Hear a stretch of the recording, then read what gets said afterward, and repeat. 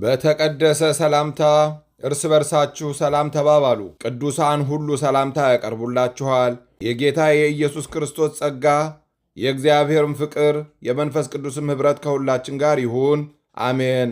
የሐዋርያው ቅዱስ ጳውሎስ መልእክት ሁለተኛው ቆሮንጦስ ምዕራፍ 13 ከቁጥር 12። በስመ አብ ወወልድ ወመንፈስ ቅዱስ አሃዱ አምላክ አማአስሩ ወሰሉሱ ለጥር በዛቲ ዕለት አዕረፉ ሰብአቱ ደቂቅ ለአስማት ይሆሙ አርሰሌዳ፣ ዶአሚዶስ፣ አውጋኒዮስ፣ ዲሜጥሮስ፣ ብርጥስ፣ እስጢፋኖስ፣ ኪራኮስ። አንድ አምላክ በሆነ በአብ በወልድ በመንፈስ ቅዱስ ስም ጥር 13 በዚች ቀን ስማቸው አርሰሌዳ፣ ዶአሚዶስ፣ አውጋኒዮስ፣ ዲሜጥሮስ፣ ብርጥስ፣ እስጢፋኖስ፣ ኪራኮስ የተባሉ ሰባቱ ደቂቅ አረፉ።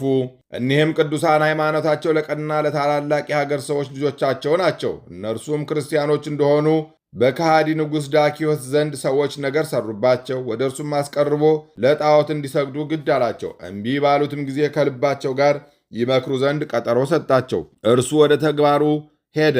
እኒህ የተባረኩ ሰባቱ ደቂቆችም ወደ ቤታቸው ሄዱና ገንዘባቸውን ለድሆችና ለምስኪኖች በተኑ። የቀረውን ለስንቃቸው ይዘው ሄዱ። ከከተማ በስተ ምስራቅ በዋሻ ውስጥ ተሰወሩ። ብልህና አስተዋይ የሆነ ወጣት ዶአሚዶስ ወደ ከተማ ሄዱ። ምግባቸውን በመግዛት የሚያገለግላቸው ሆነ። የሰማውንም ነገር ይነግራቸዋል።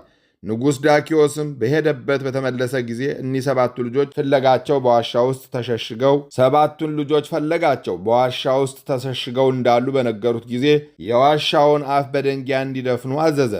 የእነዚህን ቅዱሳን ነፍሳቸውን በተኙ ጊዜ ጌታችን ወሰደ።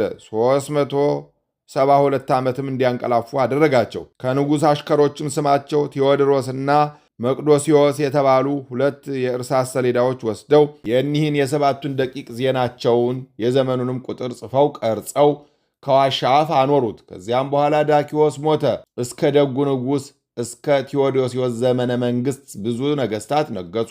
በዚያም ደግ ንጉሥ ዘመን ነገሥት ትንሣኤ ሙታን የለም የሚሉ ከሃዲያን ሰዎች ተነሱ። እኒህም ሰባቱ ደቂቅ የሚነቁበት ጊዜ ሲቀርብ ለበጎቹ ማደሪያ ሊያሰራ ሽቶ ደንጊያ እየፈለገ የዋሻውን አፍ አንድ መኮንን ከፈተው። እኒህ ቅዱሳንም በ372 ዓመት በነቁ ጊዜ ምግባቸውን ይገዛ ዘንድ ዶአሚዶስን ላኩት። የአገር ሰዎችም የዳኪዎስ ስም የተጻፈበት ዲናር በእጁ ውስጥ ባዩ ጊዜ የተሸሸገ የወርቅ ሳጥን ያገኘ መስሏቸዋልና ይዘው ወደ ዳኞቹና ኤጲስቆጶሳት አቀረቡት። በመረመሩትም ጊዜ እነርሱ 7 ልጆች እንደሆኑ ነገራቸው። በሄዱ ጊዜ ፊታቸው እንደ ፀሐይ ሲበራ አገኟቸው። ኤጲስቆጶሱም የእርሳስ ሰሌዳ አየ። አንስቶም በላዩ የተጻፈውን ዜናቸውን የዘመኑን ቁጥር አነበበ። በዳኪዎስ ዘመን እንዳንቀላፉ ሕዝቡ ሰምተው እጅግ አደነቁ፣ እግዚአብሔርንም አመሰገኑት። ከዚህ በኋላ ወደ ንጉሥ ቴዎዶስዮስ ላኩ። እርሱ መጥቶ እጅ ነሳቸው፣ ከእርሳቸው ተባረከ።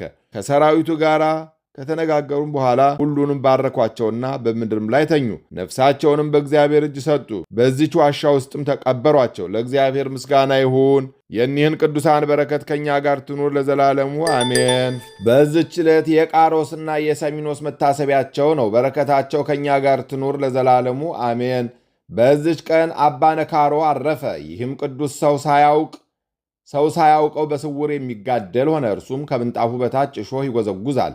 ጤና አግኝቶ እንዳይተኛ ነው። በቀንና በሌሊትም ለጸሎት ይተጋ ነበረ። ከትሑትነቱም የተነሳ የበር ጠባቂ ያደረጉት። በዚያን ጊዜም በዚያ ገዳም በመንፈስ ቅዱስ የተሰወሩ ነገሮች የሚያይ ባህታዊ መነኮስ አለ። በአንዲት ሌሊትም በሕልሙ ከከፍታ ቦታ ላይ ቁሞ አየ። ከበታቹም ፍሬው በየአይነቱ የሆነ አትክልት አለ። ወንዞችም ከበውታል። አባ ነካሮም በመካከላቸው ሆኖ በወዲያና በወዲህ ያጠጣቸው ነበረ። ያ መነኮስም ወንድሜ ነካሮ ሆይ ይህ አትክልት የማን ነው አለው። አባ ነካሮም እኔ የተከልኳት ናት ብሎ መለሰለት። መነኩሴውም ከፍሬዋ ትሰጠኝ ዘንድ ሻለሁ አለው። አባ ነካሮም 3 የሮማን ፍሬ ቆርጦ ሰጠው፣ በልብሱም ቋጠረው። በነቃ ጊዜ እነዚህን የሮማን ፍሬዎች አገኛቸው። ወዲያውኑ ወደ አባ ነካሮ ሄደ። ከበር ቁሞ አገኘውና ወንድሜ ነካሮ ሆይ በዚች ሌሊት አይተኸኛልን አለው። እርሱም አዎን አይቼሃለሁ፣ 3 የሮማን ፍሬዎችን ሰጥቼህ የለምን አለው። በዚያን ጊዜ ያ መነኩሴ ወደ ገዳሙ ሂዶ የሆነውን ሁሉ ለአበምኔቱ ለመነኮሳቱ ነገራቸው። እነዚያም የሮማን ፍሬዎች አሳያቸው። መነኮሳቱም በአባ ነካሮ ቅድስና የተነሳ አደነቁ። ያን ጊዜ የበጋ ወራት ነበረና የሮማን ጊዜው አልነበረምና በዝቅተኛ ማዕረግ ላይ ስላደረጉት መነኮሳቱ አዘኑ። በከፍተኛ ማዕረግም ሊያደርጉ ሽተው ወደ እርሱ በሄዱ ጊዜ አጡት። ታላቅ ሐዘንንም አዘኑ። ከዚያ በኋላ በዚያች ዕለት እንዳረፈ መጻተኞች ነገሯቸው።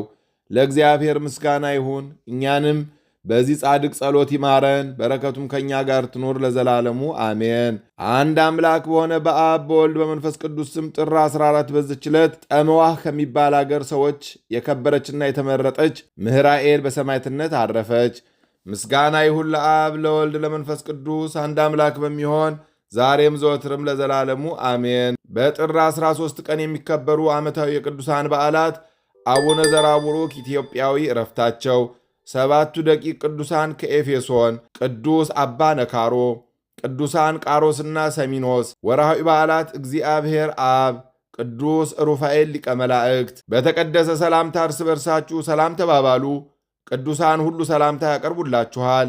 የጌታ የኢየሱስ ክርስቶስ ጸጋ የእግዚአብሔርን ፍቅር የመንፈስ ቅዱስም ኅብረት ከሁላችሁ ጋር ይሁን አሜን። ሁለተኛ ቆሮንጦስ ምዕራፍ 13 ከቁጥር 12። የሰማነውን በልቦናችን ያሳድርብን። ከቅዱሳን አባቶቻችን ከቅዱሳት እናቶቻችን በረከት ረድኤት ያሳትፈን። በዓሉም በዓለ ፍስሐ ወሐሴት ያድርግልን። ነፍሳተ ሙታንን ይማርልን፣ ሕያዋንን ይጠብቅልን። እግዚአብሔር አብ በቸርነቱ ይጎብኘን። የመላእክት አለቃ ቅዱስ ሩፋኤል በአማላጅነቱ ከፊት ከኋላ ከግራ ከቀኝ እቅፍ ድግፍ ያድርገን። በቃል ኪዳኑ ይጠብቀን። የተሻለውን ነገር በቸርነቱ ያዘጋጅልን። ሰላም ያሳደረ ሰላም ያውለን።